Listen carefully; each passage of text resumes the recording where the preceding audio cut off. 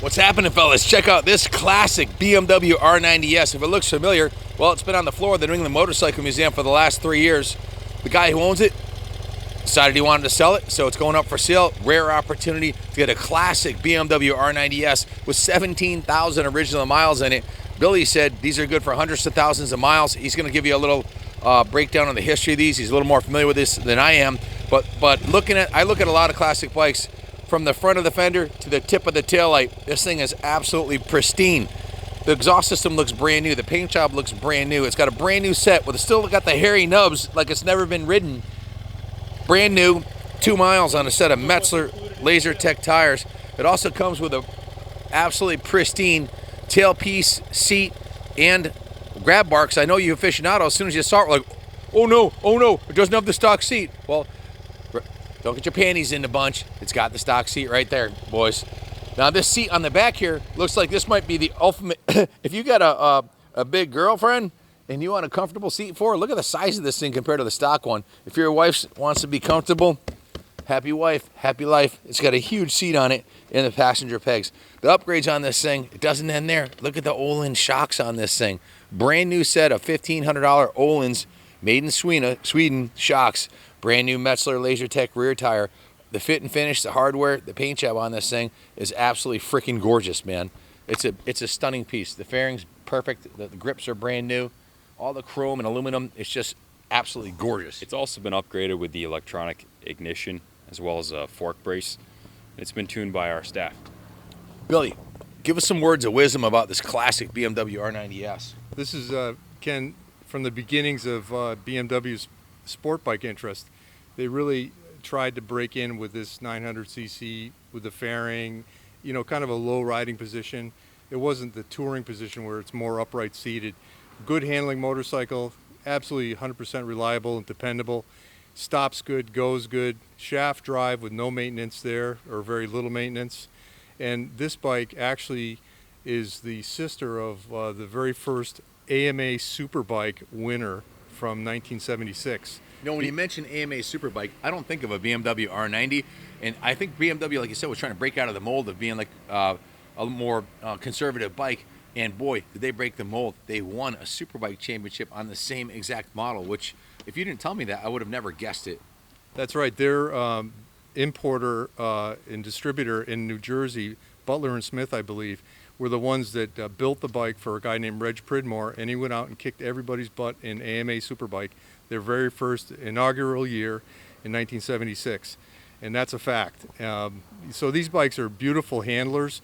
In fact, they handled so well that they had to machine the bottom of the cylinders to allow for more clearance for cornering. They were able to lean the bikes over that far because they handle so well, like right from the factory. And this bike is upgraded and enhanced with a aftermarket fork brace, which is definitely appropriate. Not necessarily needed, but it's there, and it's a good thing to have. And these fantastic Fiam horns, which would knock your socks off if you had your ear next to it. Yeah, give it a shot, Kenny. Let's hear them. Whoa! Sounds like a train. Yeah, out of my way. I'm coming through on my BMW.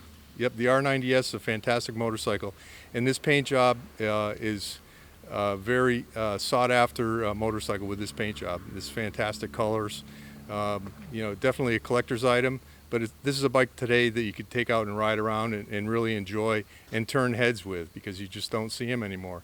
They're not around. The ones that are around are stashed away somewhere, maybe in a collection, maybe on display, but to take it out and ride it, this would do this bike justice, I believe. Very few of these have hit the market in the last year, Bill. But that's what we buy and sell motorcycles for a living, and very, very few of these have actually come up for sale, and I've had the opportunity to buy none, as far as R90Ss go. But we do have 2 in the New England Motorcycle Museum, one after this sale. Manufactured from 73 to 76, BMW commissioned designer Hans Muth to oversee the R90S, which I think Billy might have mentioned that. This is the flagship of the Boxer engine /6 range, sporting distinctive two-tone paintwork, the bikini fairing, and the new tail section Kenny showed you over there. The R90S was intended to shrug off the enduring image of BMW bikes as being more of a staid, laid-back utilitarian bike.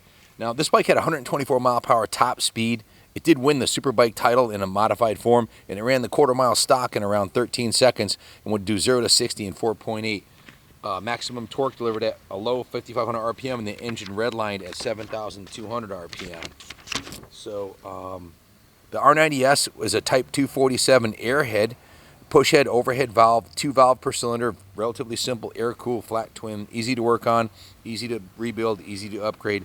The engine was closely based on the R75/5, sharing the same stroke, but with a larger bore to give it a capacity of 898 cc's, and is a relatively lightweight, 474 pounds, 5-speed gearbox, shaft final drive, 2-tone paint, just stunning.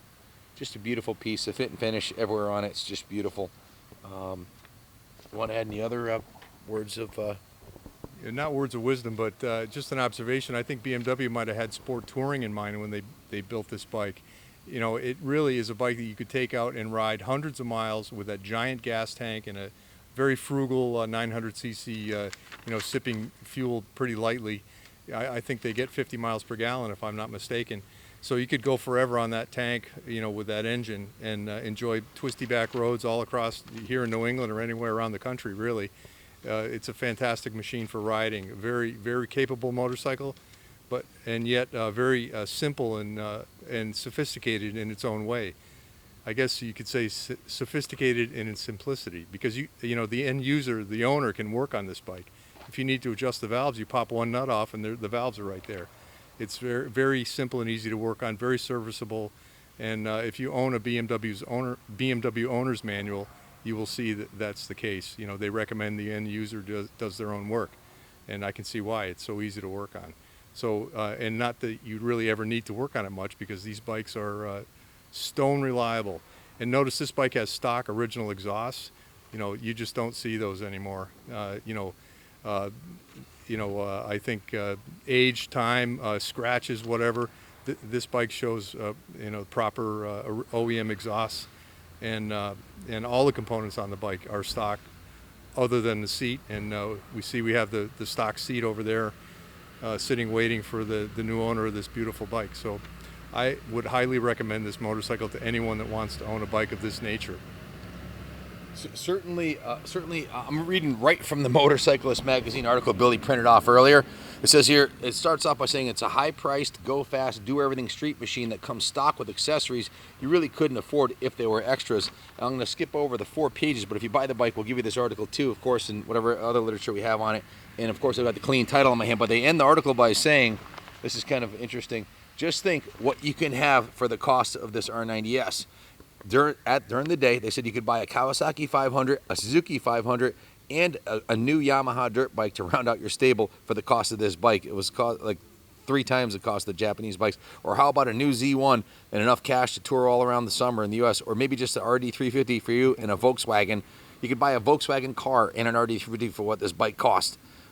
It's one big chunk of dough, but if you must have the fastest BMW ever made, it's there for the price. And they close out the article by saying the average BMW rider probably won't be paying that price, though. He'll certainly settle for the R90 without the S, if indeed he wants to go as high as the 900 and save a good deal of bread. Now, they didn't make a lot of these compared to the R90 and some of the smaller bikes because they were so expensive. This was the flagship, probably the most expensive model made at that point. But all the articles seem to agree. It's a kick-ass motorcycle and has stood the test of time. This is a multiple 100,000-mile motor capable of easily being rebuilt if it needs it. Parts are still available. Probably the coolest thing about buying a vintage BMW, unlike a Harley-Davidson or a Triumph, you can still get all the parts from the local BMW dealer. They still sell all the components, which is remarkable. We could chat about this all day, but there's plenty of YouTube videos and information online about this bike. This bike speaks for itself, and I think we should drop the mic and walk away. But if you're looking for a kick-ass R90S, brand new tires, brand new shocks, we just cleaned the carbs because it sat in the museum without the float balls being drained. So we just cleaned and tuned the carburetors, rinsed the fuel out of the gas tank, tuned the carbs, and it's got fresh oil in it, and it's just been washed and detailed by the staff here at the museum. It's fresh off the museum floor where it's been seen by literally tens of thousands of people in the last 3 years here. It's ready for a new home. Billy, any closing words? No, if I could take it home with me, I would. I always wanted to own one of these. BMW up to this point were 750cc, and they moved up to the 900. They took a big jump to go to the 900, and it won them a lot of new friends. So, I was one of them back in the day when I was just a kid.